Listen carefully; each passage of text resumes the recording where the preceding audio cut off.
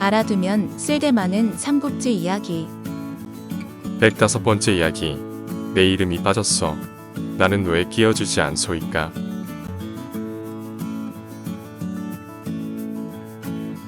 사마이가 고향으로 쫓겨갔다는 소식을 들은 공명은 드디어 때가 왔다고 붓을 들어 출사표를 쓰게 됩니다.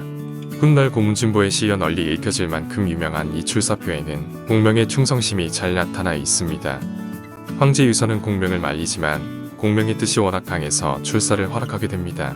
황제의 허락을 받은 공명은 승상부로 가서 버느릴 장수의 역할을 정했습니다. 전독부는 위원 장군이, 전군도독은 장익, 아문비 장군은 왕평 장군이 맡도록 하시오. 또 후군의 영병사는 이회 장군이, 그 부장은 여의 장군이 맡고, 장전 좌호의사는 관흥 장군이, 우호의사는 장포 장군이 맡도록 하라.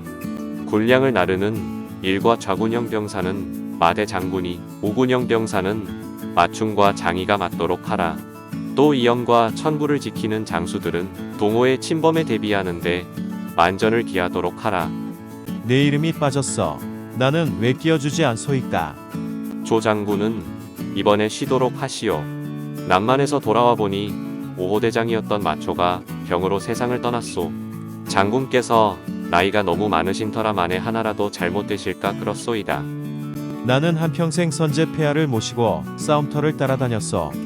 대장부가 싸움터에서 죽는다면 그보다 더한 영광이 어디 있겠어. 나를 선봉으로 써주지 않는다면 차라리 이 자리에서 목숨을 끊겠어. 좋소이다. 장군께서 기어이 선봉을 서시겠다면 부장을 한 사람 데리고 가시오. 제게 그 자리를 맡겨주십시오. 그럼 조 장군께 군사 5천과 선봉을 맡기겠소. 권흥 5년 3월 공명은 30만 대군을 이끌고 중원으로 향했습니다. 누가 총나라군을 물리치겠소? 제가 가겠습니다. 신의 아비가 한중에서 황중에게 죽임을 당하셨는데 아직 그 원수를 갚지 못했습니다. 제게 기회를 주십시오. 장안으로 달려간 하후무는 관사병 20만 명을 모아 공명을 막으러 나섰습니다. 그 무렵 공명은 대군을 이끌고 면양 땅에 이르렀습니다. 하후무는 고생 모르고 자란 철부지라 심약하고 겁이 많습니다. 제가 군사를 끌고 왔다는 말을 들으면 성을 버리고 달아날 것입니다. 제가 그를 뒤쫓을 테니 승상께서는 대군을 몰아 야곡으로 나아가십시오. 나는 전공법대로 평탄한 큰 길로 나아갈 것이오. 군세에서 위나라와 삼의 서사배나 차이가 나는데 전공법으로 어떻게 위나라를 이긴단 말인가. 발을정, 칠공, 법법. 전공법이란 정면에서 하는 공격입니다. 명을 받아 서강군 8만을 이끌고 왔습니다. 한덕은 홀로 만명을 당해낼 만큼 용맹한 장수가 아닌가. 장군에게 선봉을 맡기겠소. 한덕은 내 아들과 함께 서강병 8만을 이끌고 나아갔습니다. 그러던 중 복명산에서 총나라군과 마주치게 되었습니다. 한덕은 드디어 조자룡과 대결을 하게 됩니다. 한영이 조운의 창에 찔려 쓰러지자 둘째 한요가 달려 나왔습니다. 한요가 위태롭게 되자 셋째 한경과 막내 한기가 창을 휘두르며 말을 달려나갔습니다. 세 형제가 동시에 덤벼들었으나 조자룡은 조금도 움츠러들지 않았습니다. 조자룡은 4명의 장수를 순식간에 해치워버립니다. 조자룡의 용맹에 겁을 먹어 도망치는 위나라군을 쫓아 충나라군은 닥치는 대로 베고 찌르니 벌판은 위나라군의 시체로 가득 찼습니다. 다음날 하후무가 직접 군사를 이끌고 나오고 한덕이 아들의 원수를 갚는다고 조자룡과 대결을 펼칩니다. 그러나 결국 한덕 역시 아들들의 뒤를 따르고 말았습니다. 하후무, 이제 내 목을 내놓아라. 지금이다. 공격. 하후무를 잡아라. 충나라군이 휘몰아오자 위나라군은 심리나 뒤로 물러나게 되었습니다. 조자룡은 용맹스럽지만 꾀가 없습니다. 좌우의 군사를 매복시킨 뒤 도독께서 패한 척하며 복병이 있는 곳까지 유인하십시오. 복병들이 조자룡을 에워싸면 사로잡을 수 있을 것입니다.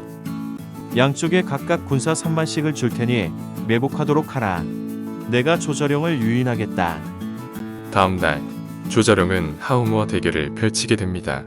그러나 하후무는 말을 돌려 달아나게 되고 조자룡은 그의 뒤를 쫓게 됩니다. 장군, 너무 적진 깊숙이 들어가지 마십시오.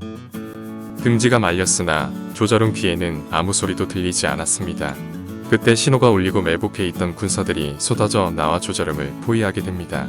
조자룡은 아침부터 저녁까지 싸웠으나 끝내 적진을 뚫지 못했습니다. 이대로는 적진을 뚫을 수가 없구나. 내가 이곳에서 이렇듯 허무하게 죽을 줄이야. 그때 갑자기 산 모퉁이에서 큰 함성이 일며 한 무리의 군사가 나타났습니다. 오, 장포. 장군께서 거기 계셨군요. 한데 자네가 어떻게 여기에 왔는가? 승상께서 장군께 무슨 일이 있을까 염려해서 저를 보내셨습니다. 장군께서 포위당하신 걸 보고 진을 뚫고 오다가 적장 설치기 가로막기에 그의 목을 베어왔습니다. 조자룡은 장포와 힘을 합쳐 북서쪽으로 뚫고 나갔습니다. 두 사람이 힘을 합쳐 적진을 뚫는데 앞쪽에서 또한 무리의 군사가 나타났습니다. 장포 형님, 장군님 무사하셨군요. 승상의 명을 받고 오는 길입니다. 승상께서는 조 장군께서 혹시 실수라도 하실까 봐 몹시 걱정하셨습니다. 손에 들고 있는 것은 뭔가? 적장 동이의 목입니다. 이날 밤 관흥, 장포, 교훈의 세 갈래 군마는 서로 호응하며 위나라군을 몰아세웠습니다. 거기다 등지도 군사를 이끌고 와 뒤를 바쳤습니다. 이 싸움은 위나라군의 처참한 패배로 끝을 맺었습니다. 결국 하우무는 살아남은 군사를 이끌고 남한성으로 달아났습니다. 성 안으로 들어간 하우무는 각처에서 모여드는 패잔병을 걷어 성문을 닫고 지킬 뿐이었습니다. 곧 뒤따라온 조자룡, 관흥, 장포가 성을 에워싸고 공격하였으나 성벽에 돌 하나 무너뜨릴 수가 없었습니다. 승상께서 중군을 이끌고 도착하셨습니다. 열흘 넘게 성을 공격하고 있으나 깨뜨리지 못하고 있습니다. 내가 성 주위를 한번 둘러보겠소. 공명은 남한성 주변을 주의 깊게 살펴보았습니다. 이곳 서쪽은 천수군으로 이어져 있고 북쪽은 안정군인데 두 곳의 태수가 누구인가? 천수군의 태수는 마준이고 안정군의 태수는 최량입니다. 그래, 내게 좋은 계책이 섰소. 공명은 위원과 관흥, 장포를 불러 계책을 일러보냈습니다. 경험이 많고 임기응변에 능한 자를 불러 계책을 주어 어디론가로 보냈습니다. 다른 장수들은 군사들을 시켜 성벽에 마른 나무나 풀을 쌓아놓게 한 뒤에 성을 불태우겠다고 떠들어대도록 하시오. 그 무렵 남한의 북쪽에 인접해 있는 안정은 최량이 지키고 있었는데 충나라군이 남한을 포위했다는 말을 듣자 군사를 끌어모아 충나라군의 공격에 대비하고 있었습니다. 남한에서 사자가 왔다고. 하후 도독의 신복인 배서라고 합니다. 남한은 총나라군의 공격을 받아 위급 상황에 빠져 있습니다. 매일 성 위에 불을 놓아 구원을 청하는데 구원병이 오지 않아 적군의 포위망을 뚫고 달려온 것입니다. 내가 어떻게 해야 하는가? 태수께서는 총나라군의 배후를 치십시오. 도독께서도 구원병이 온 걸 보면 나와서 호응할 것입니다. 최량은 구원하러 떠날 채비를 하면서도 의심이 일어 얼른 떠나지 않고 있었습니다. 또 남한에서 사자가 왔다고. 천수태수께서는 군사를 모아 남한을 구하러 출발하였습니다. 안정군도 어서 구원병을 보내주십시오. 알겠네. 최량은 문건만을 성 안에 남겨둔 채 모든 군사를 이끌고 성을 나섰습니다. 최량이 성을 나왔다고? 군사는 4천 정도 됩니다. 알았다. 남한성 옆에 불을 질러라. 저 연기는 어디서 나는 것이냐? 남한성 쪽입니다. 어서 가자. 그러나 최량은 관흥과 장포의 군사의 앞뒤로 포위되게 됩니다. 최량은 가까스로 안정성에 이르렀습니다. 그러나 안정성은 이미 외연에 의해 점령이 된 상태였습니다. 할 수 없다. 천수성으로 가자. 그때 공명이 나타나고 최량은 결국 공명에게 항복을 하게 됩니다. 106번째 이야기. 천수성에 그런 인물이 있을 줄이야로 이어집니다.